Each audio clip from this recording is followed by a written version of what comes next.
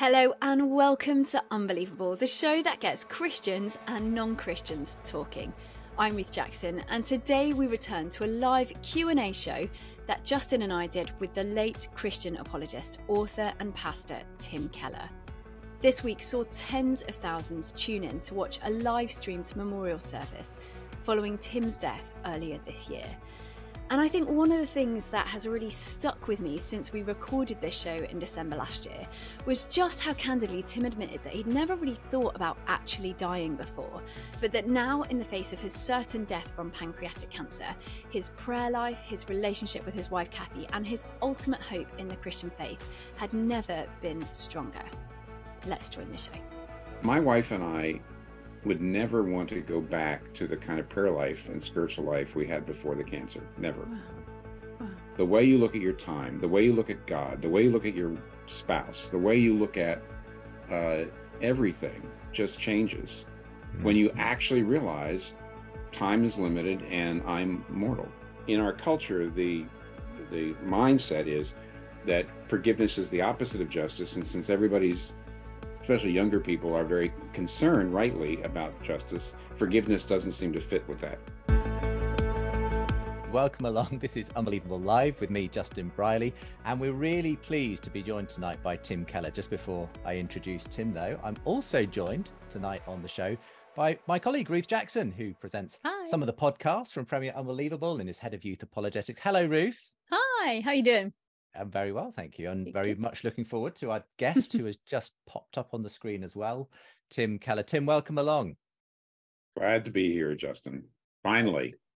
Absolutely, yeah. It's been a little while in the making, this conversation. So I'm really glad you could join us. Just let me just sing your praises a little bit and embarrass you, Tim. Tim is a renowned pastor, thinker, author, well known for his many books encouraging thinking faith, making the intellectual case for Christianity.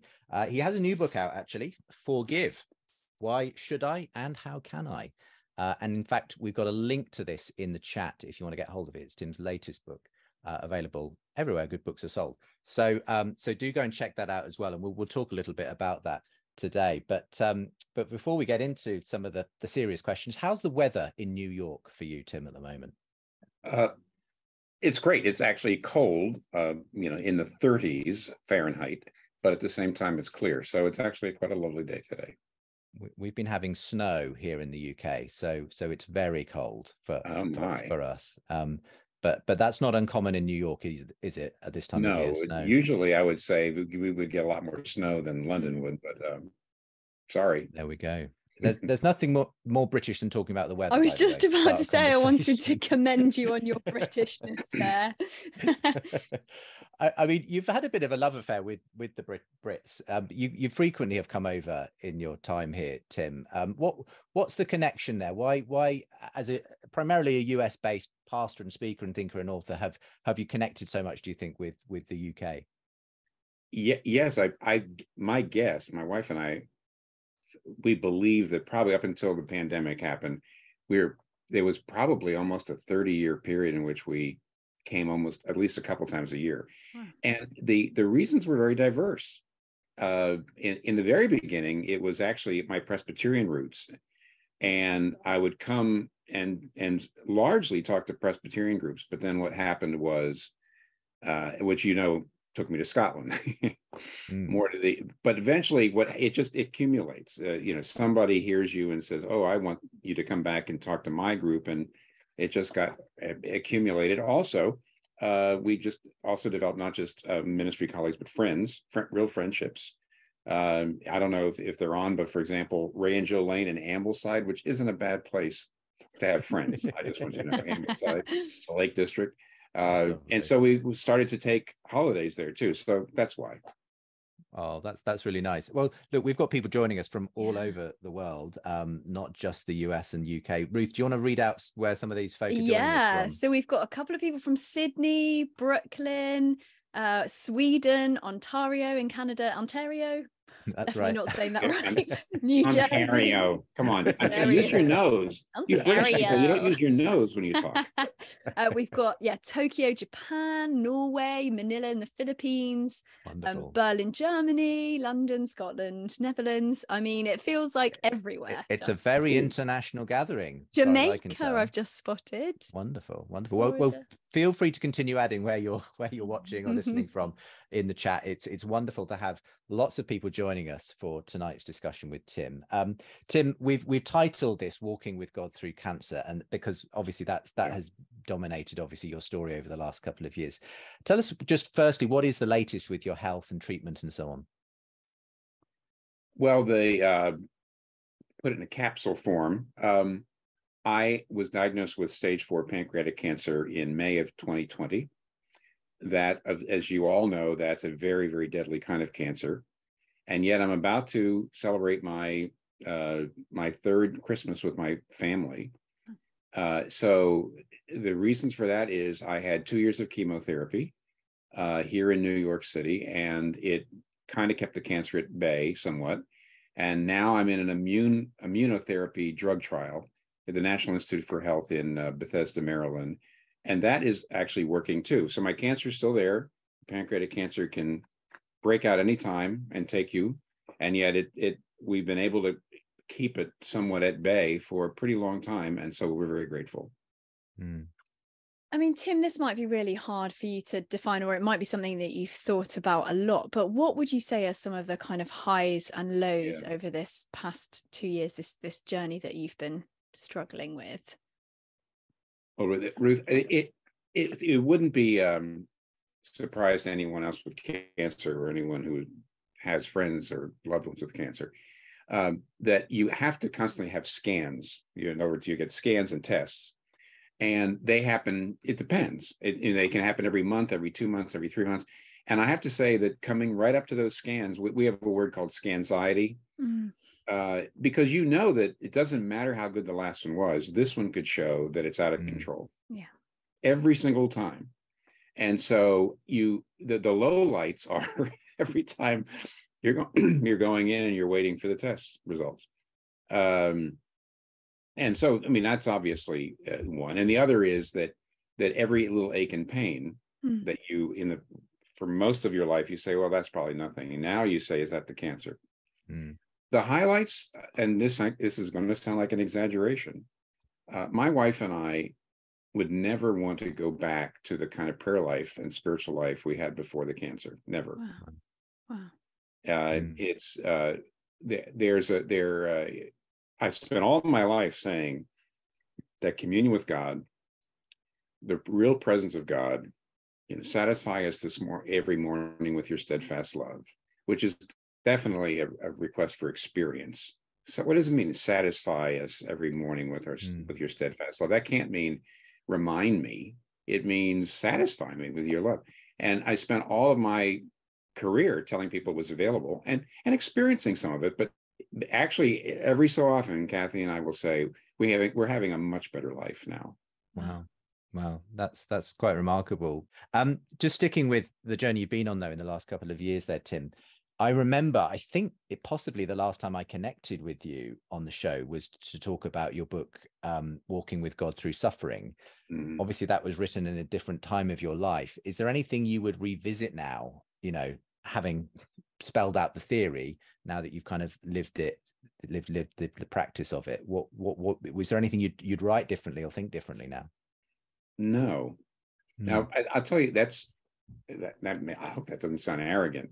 The fact was that I wrote that, let's see, I guess I was already 60 something, and I'd already been in ministry for 35 years, and therefore I walked with an awful lot of suffering people who suffered worse than I did.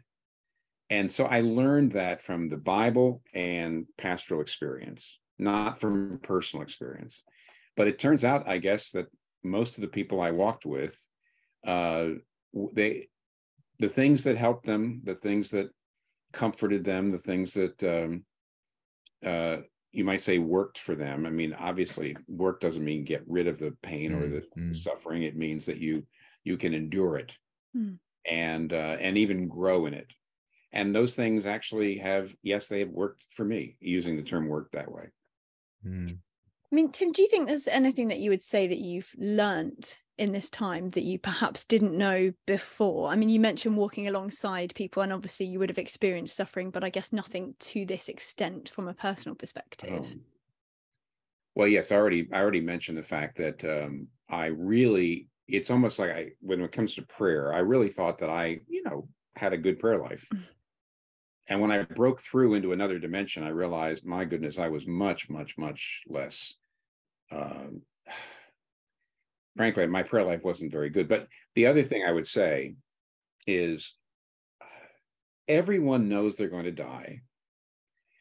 And yet everyone knows that they really, in some ways, repress that and live as if they're never going to die. We all know that, we all say that, but it's not till you have not just cancer. I had thyroid cancer when I was 52, but the first thing the doctor said is, this is very treatable. Pancreatic cancer, the first time I talked to a doctor, my doctor says, you're going to die of this. It's sooner or later, because we don't have a cure for it. And I realized I never really did believe I was going to die. At some deep level, I just didn't. And I don't think looking back on it, I don't think there's any way to go through the change that happens in you when you know you really are going to die. The way you look at your time, the way you look at God, the way you look at your spouse, the way you look at everything just changes when you actually realize time is limited and I'm mortal. And I would have lived a better life if, frankly, in my 40s, I'd been able to do it. Yeah. There is some kind of denial that's there that just will not go away until you actually have a doctor saying, you're going to die of this, and you could die of this within weeks. It all depends. Yeah. Yeah. So, I mean, obviously, this whole period has forced you, as a very active person in ministry and so on, to step back, to put a lot of things on hold. How have you coped with, as it were, being less active in a kind of forced way because of this? Justin, it's been great. The thing I saw was that I actually was too active. Right. And I'd been too active for too long. And even though I am still less active than if I didn't have the cancer, I'd probably be a little more active than now. But it's actually, I'm closer to where I should have been most of my life. I am very blessed in that God did not make my relationships with my sons are good. My sons are believers. I'm got a great relationship with my wife, and that is nothing but God's grace, because I was too active. And I felt like everybody said, you have to do this for me, and okay, I have to do this for you. And no, the answer is it's been great to be less active. It's been good for everybody around me and me. Yeah. Tim, your latest book, as Justin mentioned, is called Forgive. Why this? I'm holding it up now. There we go. Camera. Get a look at that. Why this topic of forgiveness, and why now, in the midst of everything you're going through? By the way, Ruth, I could have dedicated it to Justin, because the number of times he's asked me to be on this program, and I've said no. He's clearly a very forgiving person, so he could have been dedicated to him. He came in third, though, so he didn't. Endless patience with you, Tim. Endless patience. No, seriously. Well, I did sense that we have a more that we're losing in the West. We're losing our grip on the value of forgiveness. We have more and more people not only showing that they will not forgive, they don't forgive. They're pretty harsh and combative in their general demeanor, in the way in which they talk to people. But some just speak right out and say forgiveness is not a good idea. And what I try to say in the book is there's partly that I understand that, because forgiveness in many cases has been abused, as when you say to a woman in a church who's been sexually abused, and you come to her and you say, well, you have to forgive your perpetrator. He repented. So you need to meet together, and he repented. You have to forgive, and you can't go to the police. You can't, so that's an abuse. that's an abuse. Yeah. But because the reality is that forgiving is not opposed to seeking justice. As a matter of fact, if you don't forgive, you won't seek justice, you'll seek vengeance, which always is going past what justice demands, and it always eats you up. So I would say you do need to forgive and pursue justice. It's not either or. But right now in our culture, the mindset is that forgiveness is the opposite of justice. And since everybody's, especially younger people, are very concerned, rightly, about justice, forgiveness doesn't seem to fit with that. Yeah. So I thought I'd write a book that just lifted up the biblical material, but tried to apply it to our cultural moment. When it comes to our cultural moment, it feels like, I know exactly what you mean when you say we're living in a sort of more graceless kind of culture. How do we, I don't know, swim against that tide? Because we're all, to some extent, I think, being swept up in these culture wars where it's a very combative, divisive, you know, kind of game. What do you think? What can Christians do to sort of be, I guess, Jesus in the culture we're living in?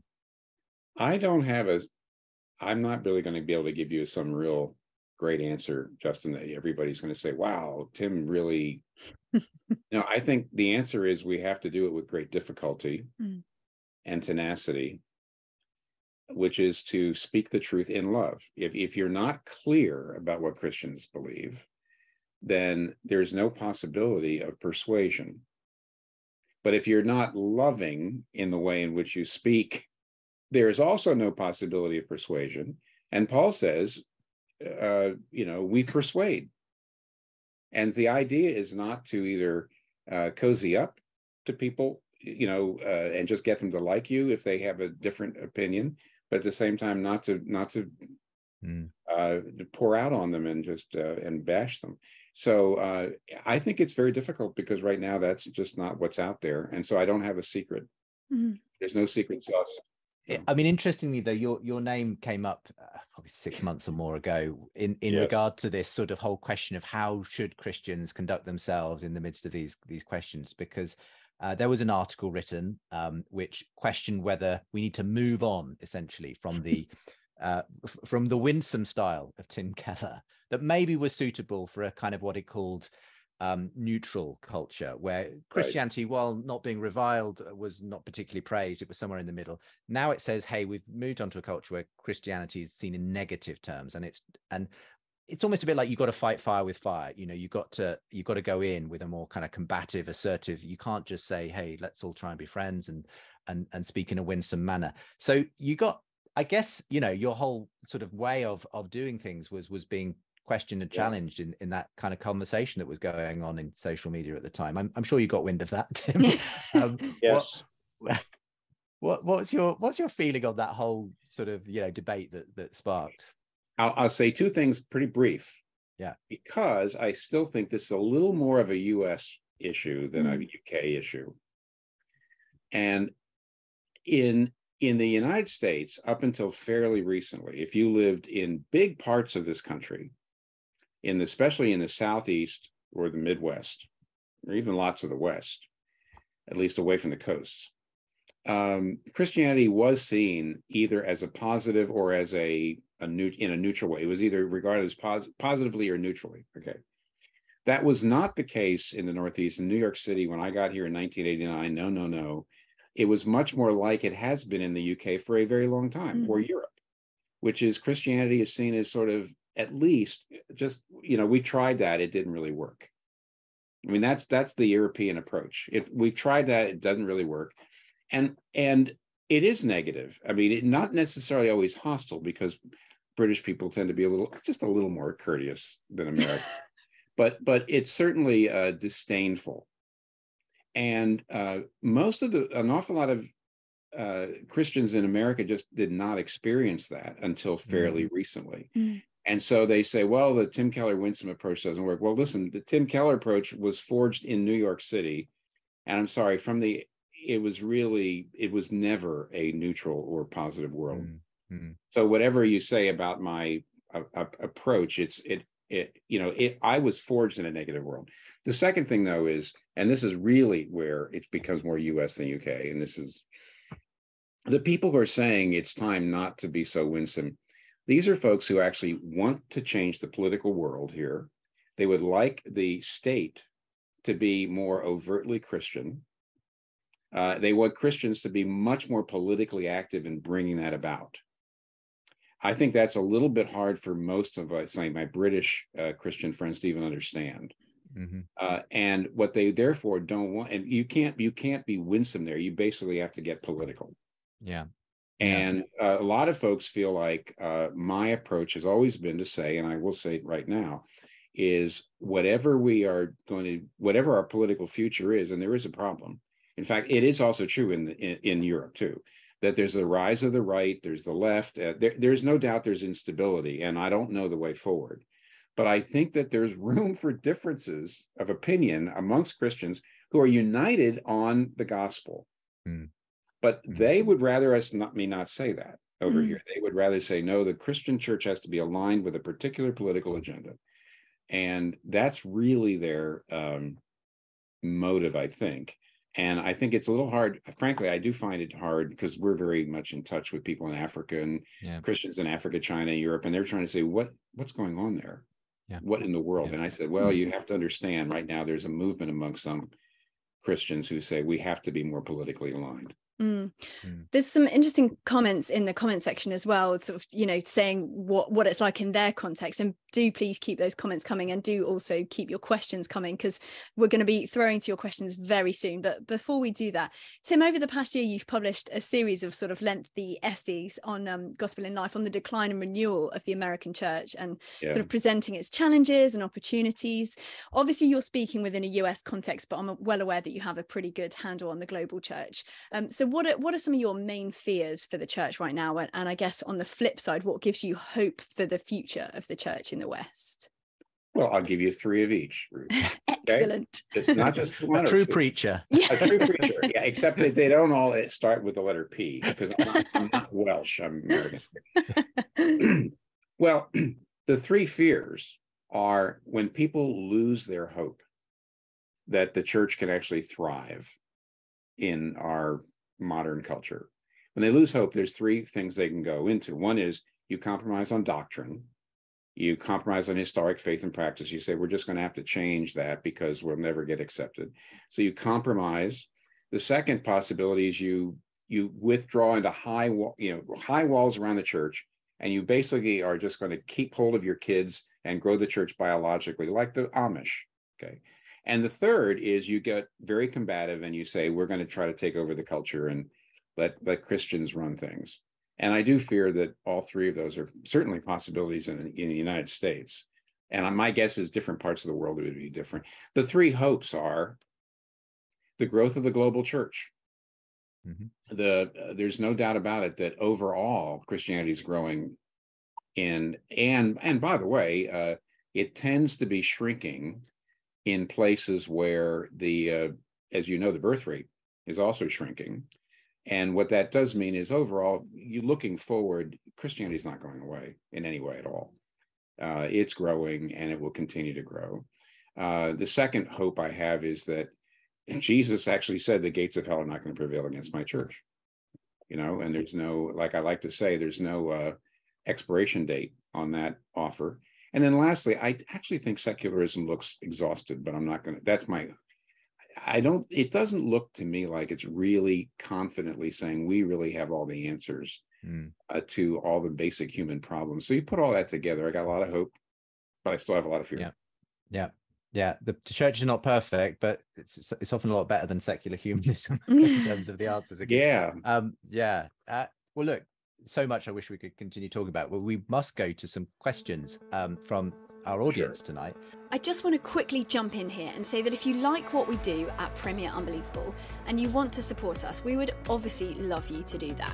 If you do feel able to support us financially to continue producing shows like this, all of our videos, podcasts, article resources and more, then we will send you a free ebook.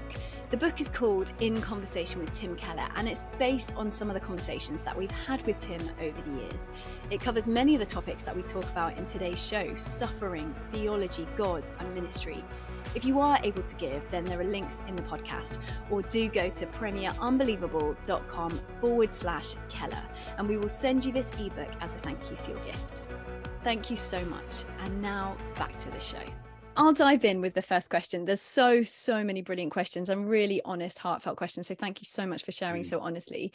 This is from Joseph, and he says, I'm a primary caregiver for my mother who has stage 4 skin cancer, and she's definitely had those lows that you spoke of. When she has those lows, what do you think is the most helpful thing for me to do to push her closer to Jesus, as we both know that the end is very likely near? Well, here's what I like to do, and it's almost a trick, and that is to say, I want to pray for you. Now you say, Mom, Dad, whoever. He said, I'd like to pray for you, but tell me, in what I want to go to God right now and pray for you. But is there anything in particular you'd like me to be praying for? Anything in particular? What that does is, first of all, make sure if you have time, because very often if you say if you're actually saying, can I pray for you before we leave? That that means you got to go. But if you actually say, how can I pray for you? In what way? Then very often you'll have a 5, 10, 15-minute conversation where the person pours something out that's really bothering him or her that is great, that for just to have you listen in a non-judgmental way and say, of course you feel that way. Absolutely, you would feel that way. And so if you're able to simply just non-judgmentally be there and then pray to God, which takes a little bit of, that's the reason I read the Psalms. What you have in the Psalms is every single possible situation processed in prayer, every single human possible situation. So the more you read the Psalms, the more you'll know how to pray. But basically, that's what I would do, is I would say, can I pray? And you know what? It doesn't really matter what the person's faith or beliefs are. I've never seen that be turned down. That's one possibility. That's just one idea. Thank you. I mean, we've got lots of very practical, personal kind of questions here, pastoral questions, really. And we should say, as often say on my other podcast with N.T. Wright, when these pastoral questions come in, do seek wise counsel from someone not on a screen, from a real life pastor. Yeah. But Amanda in San Diego, firstly, says, Pastor Tim, I'm a new Christian, truly enjoy your sermons, listen to them frequently. I am fighting stage 4 colon cancer as a single mum with 2 kids. It is quite a roller coaster, as I basically live from scan to scan and treatment to treatment. Yeah. Truly appreciate your prayers and guidance as I navigate this new way of living with cancer. Amanda doesn't have a question, but actually I just wanted to acknowledge that and say thank you, Amanda. But there is a question from someone else who's kind of on the other side of this. Someone who says, I've been caring for my mum who has terminal cancer and has had for several years, and I'm struggling to keep going, caring for her, also serving in ministry. The Lord has been so good and gracious, but it's hard to be still in his presence given all the demands pulling on me. Do you have any guidance on balancing care for others with maintaining our first love relationship in Christ in this season of my life? This experience has exposed the depths of my own sin and selfishness, so I'm often overwhelmed by shame and my own inadequacy. Sorry, Tim, carry on. Oh, okay. Thank you. I'm sorry. That was very important to hear, and I almost interrupted. On the one hand, I would say I should bring my wife in here because you're asking, a question of her. On the other hand, interestingly enough, 20 years ago, my wife has Crohn's disease, but she had it in a way that was very debilitating 20 years ago, and where I was the caregiver. In fact, it's one of the strange things is we always thought that I was going to outlive my wife, and actually we've had to spend a lot of time readjusting our idea that it's very possible that she'd outlive me. And that actually has been very difficult for us both, because we've just gotten into the groove of that. But as a caregiver, I do remember, and she would tell me this, she would say, it doesn't help me if you get yourself to the place where you are just utterly burned out. It just does not help me in the long run. And therefore, she said, please don't make unnecessary sacrifices. In fact, that's her term. I'll just lay this on you. An unnecessary sacrifice is one that makes you feel good in the short run. I did that, and yet it actually you're eating into your principle. Now you know the difference between in other words, it's like in an endowment. You don't want to give so much away every year that you eat into the principle, so eventually you're out. The endowment has to produce it produces, because it's invested and it produces, and you give away what the profit is from the investment, but you don't get into the principal. And she would say unnecessary sacrifices make you feel virtuous. And partly, frankly, when you're a caretaker, you feel a little guilty that you're better than the other person. I do remember that. But I felt kind of guilty that I wasn't in pain. I wasn't hurting. I could just get up and go. And it was almost a way to over sacrifice and almost burn myself out, was almost a way of my saying, I'm with you in all this. And that she would come back and say, this isn't going to help me if you utterly burn out and you get to the place where you don't have any energy. And so at certain points, just create a boundary so that you don't eat into your principles, so that you can be with me for as long as you need to be. I hope that helps. That's what I remember from being a caregiver, even though I'm not one right now. That's really helpful. That's really helpful. Principles. Yeah, thank you so much for that. And there's a great question here from Raj, which I think echoes probably my questions and lots of people's questions about, how could you possibly believe that God exists in the middle of everything you're going through? And, when you don't see him necessarily at work in your life. And so what Raj says is, Pastor Tim, could you please relate a time in your life when you did see God's power manifest so clearly that no other explanation is plausible?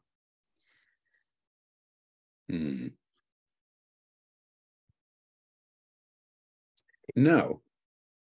Now I'll tell you why. I would say that I actually do not doubt the existence of God, because the evidences I've seen are cumulatively overwhelming. But I think what the questioner is asking is, did you have a particular instance, some event that all by itself was enough to say, now I know there has to be a God? No. And I'm not sure I would know now, partly because this is one of the reasons why I think British people like me a little more than a lot of Americans, is I'm a skeptical person. I tend to be skeptical.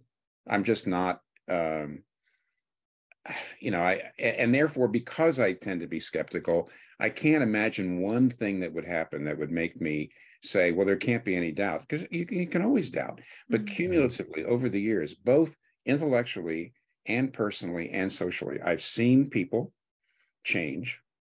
I've experienced people that I don't believe are capable of the great things that they are capable of without God. I've thought these things out. I mean, Justin is, in some ways, Justin's, your whole program there is all about why Christianity actually does make sense, and the alternatives make less sense. That's one of the reasons I'm a Christian, is that the alternatives, I don't have all the answers, but the alternatives have even fewer. Yeah. And if you put the intellectual and the social and the experiential, and right now the reality of God that I'm experiencing in my prayer life, all together, I'm just over the top in certainty. But I can't give you one, and I'm not sure. I'm not sure there is one, but that's because maybe I'm a Tim Keller skeptic. No, that's really helpful, and I've very often felt the same. If someone asked me to name one specific thing that made me certain God existed, you can always give some, it could always be the cheese I ate for dinner last night or whatever it is, but when you bring all of them together, it's much harder to refute that, because you're having to refute all kinds of lines of evidence and experience and so on. Just sticking with the whole question of how we share our faith in these kinds of circumstances that we've been talking about, cancer and so on. Here's a question from Luke, who says, any suggestions, please, for how to comfort non-Christian relatives with cancer, especially if they understandably don't want to really think about cancer or suffering generally, and especially not God? How do you, have a pastorally sensitive kind of conversation with someone who's in that kind of position, Tim? Well, some of them, that's a good question. I will never forget there's a page, I think, in a book by Joe Bailey, Bayly. He was an old InterVarsity fellowship staff worker here in the United States long ago, like in, I think, the 50s, or maybe 50s, 60s, something like that. And he wrote a book called A View from the Hearse, because 3 of his children, I think they were all sons, 3 of his 7 children died. He outlived them. And he was writing a book on grief, the view from the hearse. Okay. Mm. And he tells at one, I think a funeral or a wake or something like that. He said a friend came and sat down next to him and said, you know, I know the Lord's working in this, and I'm praying for you. And I know that, you know, all things work together for good, and we just don't understand his ways. And we really have to trust in him. And he's compassionate. And, you know, it's so hard, but, you know, we can really trust him. And Joe, the author, said, I couldn't wait for him to leave. And then he said, another friend came by and sat down next to me and never said anything until I said something, and was always supportive, always economical with his words, basically followed my leads, just showed a tremendous amount of support. And I hated to see him go. Mm. And I've never forgotten that page. And I do think that when it comes to someone that doesn't share your faith, I think the most important thing is for you to just show up, for them to see that you really are, well, they may know that you don't have the same belief system, and for you to show up and really be supportive and not, frankly, push any kind of faith down their throat, unless they ask questions. Or if they say, hey, put in a prayer for me or something like that with the guy upstairs. Not that I believe in him, but I wouldn't mind. That sort of thing. Then you have an open door, but don't open the door yourself. You need to let that person open the door to talking about faith. Otherwise, just be incredibly loving and supportive, period. Yeah. Great advice. Again, just so many brilliant questions coming in. And this is another really practical question. And lots of people have sort of said that it's, you know, they've said that they also want an answer. So it feels like it would be a good one to ask you. This is from Paul Cowley. And he says, hi, Tim, have you ever struggled with anxiety during your treatment? And how did you cope with that practically? Yes, it's very strange, though.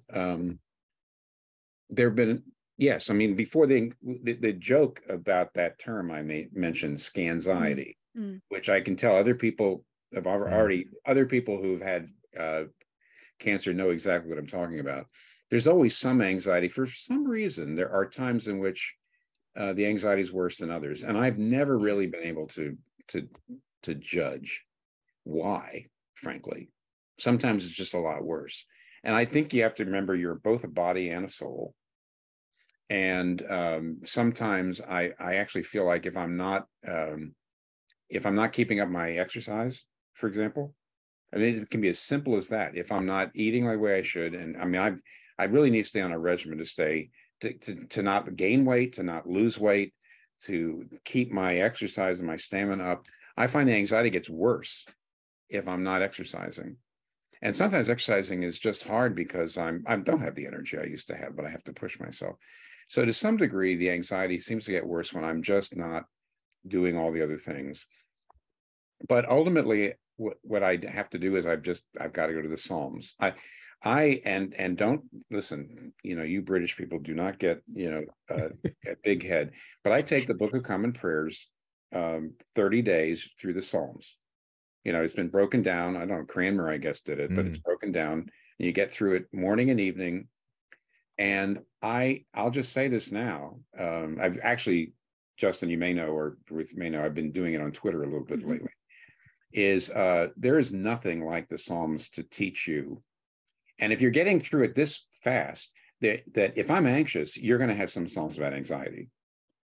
There's Psalms where somebody is tearing you down and you've got enemies. There's Psalms about anxiety, there's Psalms about depression, Psalms about guilt. And if they're coming through, you know, 150 every 30 days, there's going to be Psalms about anxiety that just grab you. And so the way I deal with the anxiety is I keep my Psalms up and I keep my exercise up. And that's the best I can do. Just to plug as well, you've written so many books, Tim. You might have even forgotten you wrote this one, but I really found helpful your devotional book, My Rock, My Refuge, which goes through the Psalms for the course of a year. And when you have to face all of them, even the kind of, you know, quite harsh imprecatory Psalms, it's actually really helpful to kind of just say, okay, yeah, there's a lot of human emotion in these Psalms, and it's okay to face that. Those Psalms, those Psalms are sometimes you say, my goodness, why in the world would God have allowed that to be there? Derek Kidner, the great British Old Testament scholar, he says the fact that God allows these cries in the scripture shows he understands. And then he says he knows how we speak when we're desperate. So there's that one place, Psalm 137, where it says, blessed is he who does to you what you did to us and dashes the heads of your little ones like on the rocks. And you say, what's that doing in the Bible? Well, Derek Kidner says, isn't that amazing? God understands that sometimes that's how we feel. Yeah. And that was so comforting to me. And so I do think, I usually tell people going through anxiety, discouragement, that sort of thing, immerse yourself in the Psalms, because you'll find ways to process that particular emotion before God. Yeah. I've got a question here from Vestige, who has a question about prayer and what do we pray and what about unanswered prayer. So he simply asks, Pastor Tim, praying for recovery or healing is obviously not always answered. That would make some doubt God. So should I always pray for recovery, or is accepting that life as it comes is also a possible Christian response, that I'm simply sort of trusting God? Where do you fall on this question of how we pray, what we should pray when we're facing these kinds of situations? Yes. I love the fact that the book of Job allows at the end of the book of Job, after, if you have a very pietistic approach that says, well, you never complain to God. You never say, God, why are you doing this? Or why are you letting this happen? You get to the end of the book of Job, and God is vindicating Job and saying to his friends, Job has pleased me, but you don't please me. And maybe if Job prays for you, I won't smite you. And we pietistic types, we read the book of Job and say, I'm surprised that God is not more critical of Job at the very end, because it doesn't seem like Job was very respectful at various places. But I had an Old Testament professor at Gordon Conwell Seminary years ago, Dr. Meredith Klein, who says the thing is, it's true that Job did very often, shake his fist and complain and grump and cry out and fall down and chew on the rug, but he did it in front of God. He didn't walk away. He never walked away from God, because he was always talking to God about it. Yeah. And therefore, God actually showed that Job beat Satan, because Satan said, does Job serve God for nothing? See, in other words, Job is really in it. He doesn't love you for yourself alone, the devil said to God in the beginning of Job. He loves you for what he's getting. So if you take away the profit margin, if it goes away, so it looks like what I'm giving to God is actually, exceeded by what I'm getting from God, then he's going to go away. And guess what? By the end, he never did that, which means God can make human beings into people who actually love him for himself alone. Now, you would never think that the way he was talking to God, that he was being all that loving, but as long as you don't walk away from God, as long as you're complaining and being upset, but you're still talking to him, that's what that shows that you love him for himself alone, and not just for the good things he's giving you. So just don't stop praying. And that's actually a way of saying to God, I love you for who you are, not just for what you do for me. But on the other hand, be realistic. You don't have to, you take a look at what Job says. You don't really have to tamp down those feelings. I mean, what about that prayer that's specifically mentioned about prayer for healing? I mean, do you, yes. Have you kind of had people praying for healing for you, Tim? Yes. And how do you how do you square that theologically with the fact that obviously healing doesn't always happen? I pray, by the way, I would say at least twice a day I pray for healing, complete healing, even though my doctor told me there is no cure for pancreatic stage 4. Once it's out there, you'll die of it. I've been praying for healing.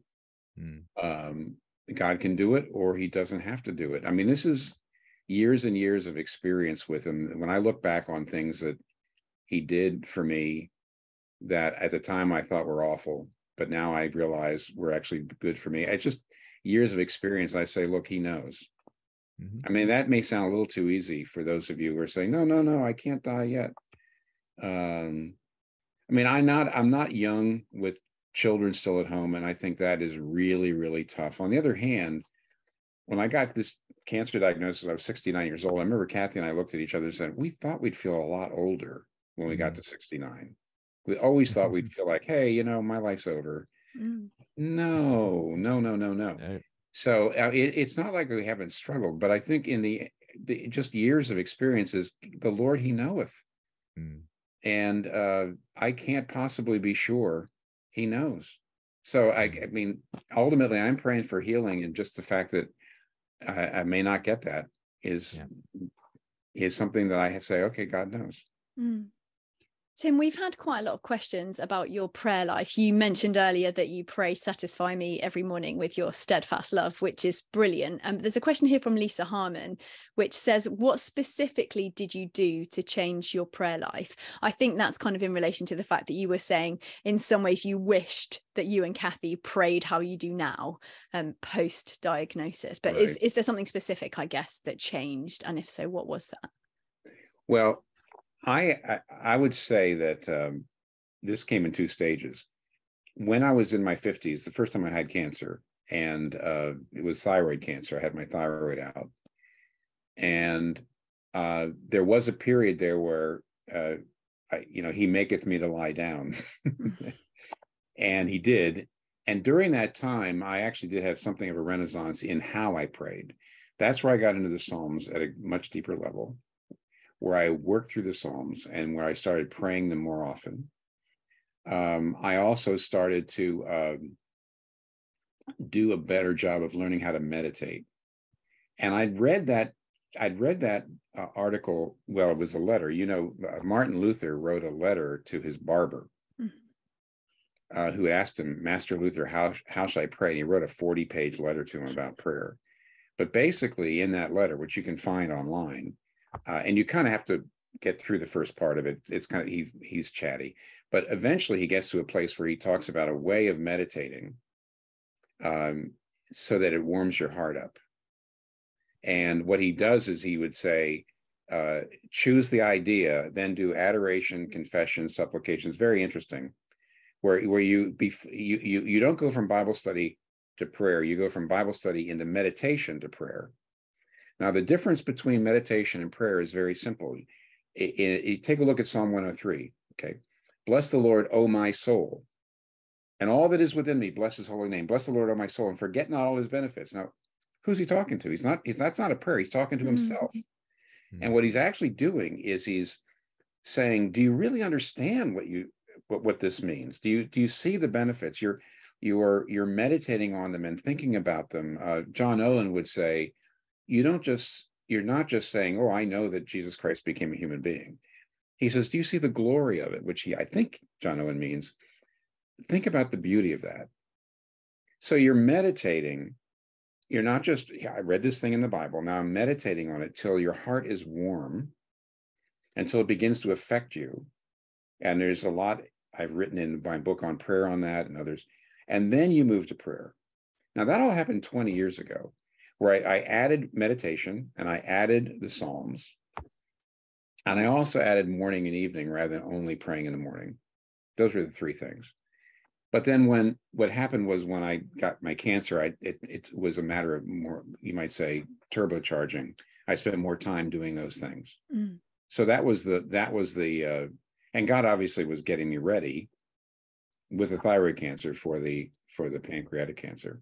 So I wouldn't say the change now was so much it was his method as much as just giving it the time and being way more regular. Yeah. Whereas the basic methods that I learned about 20 years ago, now I was using in a way that I never really got a chance to use them. So that's kind of a long answer, but I hope that's helpful. Yeah, that's great. Thank you. There's a couple of questions on forgiveness specifically, which obviously we referenced earlier on in the show and the new book to that effect. Some kind of personal ones, some theological ones here. Hannah, for instance, says, how do I forgive? when I know I need to, because God has forgiven me of all my sin and calls me to forgive, but I actually just want to walk away from the person and stay angry with them. So this is a really practical kind of real life question. What do you do when you just don't want to forgive someone? Well, on the one hand, I do want to say, and this is a little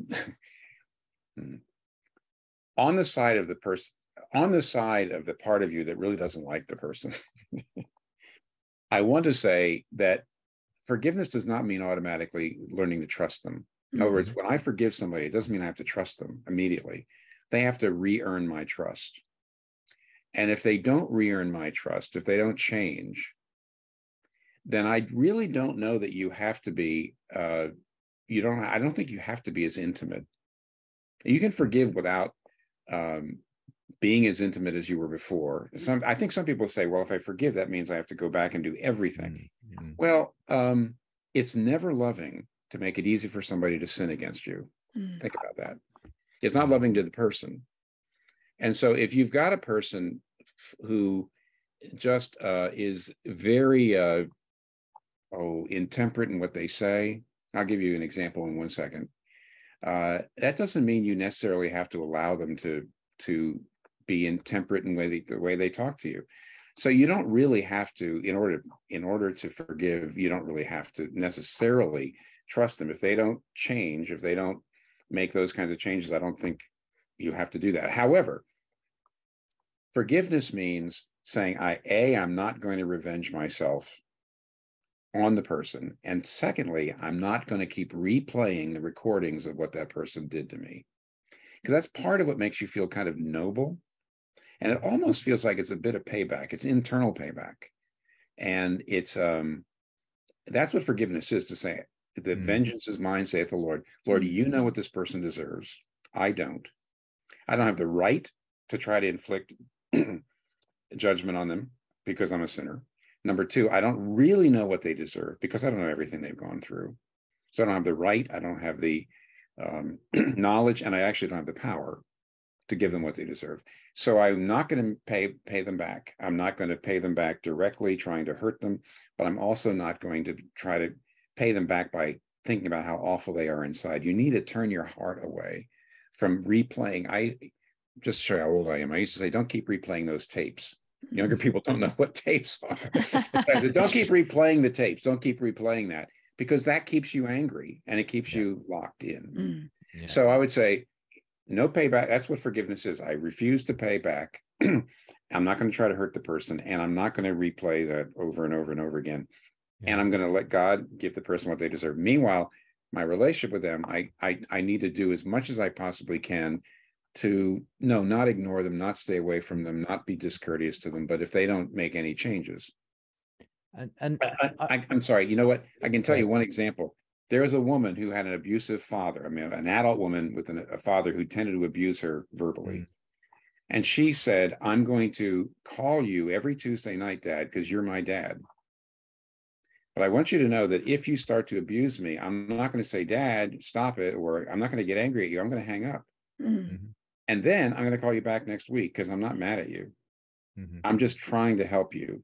And also, it's not right for you to do that.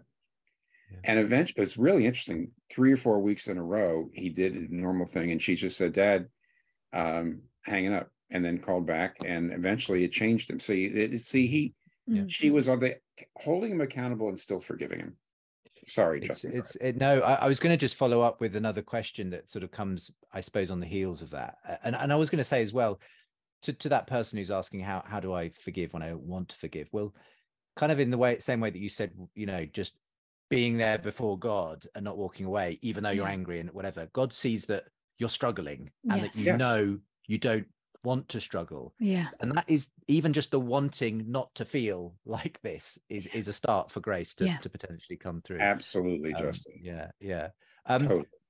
Terry has a more kind of specifically theological question here, who says, my understanding of the Christian God is that he requires sinners to repent and ask for forgiveness before he will forgive. If that's true, then why should we be expected to forgive regardless of whether or not the offender is repentant, says Terry. I'm not sure if Terry is a Christian himself, but Right. he's got this question. That's a great question. Now, if I was just going to beat you over the head with a Bible verse, it would be Mark chapter 11, verse 25. Now, of course, I'm going to be really nice about it. See, but Mark chapter 11, verse 25 says, if you stand, this is Jesus talking, if you stand praying and realize you have anything against anyone, forgive them. So it's a pretty blanket statement. Yet the questioner is right, because then in Luke 17, it says, if a person repents 70 times, you have to forgive them. Well, it seems like a contradiction, except it's not. If you want a reconciled relationship, the other person has to repent.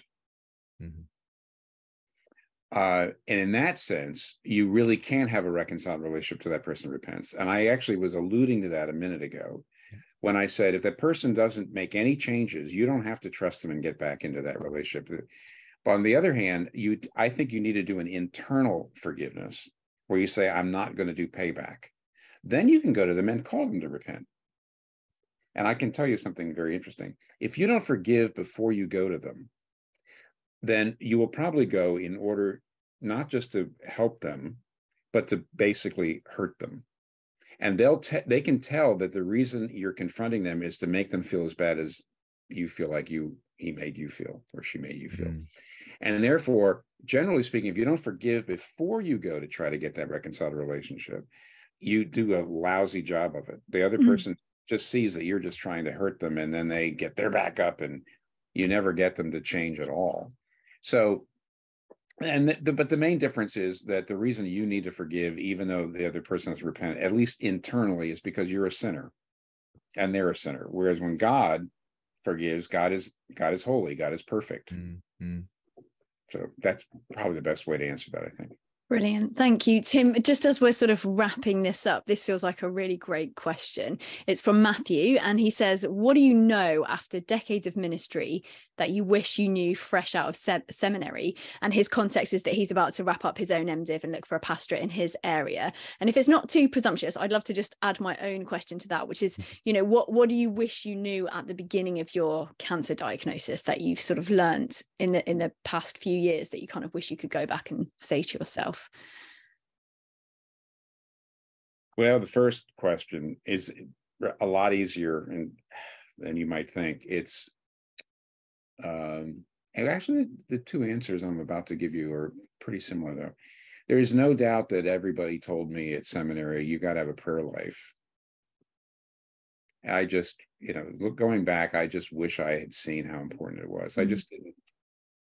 There is no doubt about it that the prayer life, which is the prayer time, was often squeezed out by things I had to get done because people asked me to do this and I never finished it last night. So I get up early in the morning. I got to do it before I get into work. And where does it come from? It comes from your prayer time. And that's just wrong. And it's very clear that, in other words, what people think of me is more important than what God thinks of me. That their high regard, oh my goodness, you're getting so much done, is more important than God's regard. When I look back on it, just that very fact that I was constantly letting what people thought about me, overcome and veto my time with God. That was the main thing. I knew that would sort of happen, but boy, I didn't realize it just took a terrible toll. I mean, I could have been a far better minister if I just said, no, I can't. I'm sorry if somebody's going to say, but you promised that it would be done by the end of the month. And instead I got up and I prayed because that was at the time. And I just very seldom did that. Yeah. I just really needed to make sure people were okay. And it's similar, I'd say my answer is that what I said before, and that is, I wish I'd been able, without getting cancer, to just know how mortal I am. And Psalm 90 says, teach us to number our days that we get a heart for wisdom. What does that mean? I know what it means now. But I don't know how you do that before you really had something like this. I just don't know. There's just a breakthrough in the way in which I look at everything. Once I realized, my goodness, I've been in denial. So I guess hate to do that, Ruth, to you, but I mean, I basically would answer your question with reference to what I said before. I'm not sure there is a way. It's actually Kathy's mother had 5 children. We only had 3. But Kathy's mother used to say to her, I want to write a book someday, how to raise the first child like the 5th, which meant not so worried, not so upset, really relaxed. And Kathy said, that's impossible, Mom. I don't care. There's no way you can possibly raise the first child like the 5th. Never, ever, ever. Because you just have to go through it. Yeah. You're going to have to go through having that first child and being worried about it. Why is she doing that? Why is she, just upset. Should I take her to the doctor? And by the time you get to the 3rd, 4th, 5th child, you realize they're resilient. The same thing. There's no way to get to where I am now, I think, without going through the doctor saying, you're going to die from this. I wish there had been, but there isn't. But I'm glad I'm where I am. Yeah, well, thank you for being with us tonight, Tim. It's a great place to end it, actually, with that call to put prayer first as we enter a new year. It's often the thing that people try, sometimes fail to do, obviously, but it's been certainly an inspiration for me as well to hear you say that. And so thank you very much. And thank you for answering so many of those questions. They were all fired at you completely blind. But I'm sorry we weren't able to get to more of the questions that came in. As ever, we would love to know what you thought of the show. Did any of Tim Keller's answers perhaps change your mind? And do sign up to get our weekly newsletter with lots of articles and apologetics resources at premierunbelievable.com. Thank you for listening, and see you next week for more Unbelievable.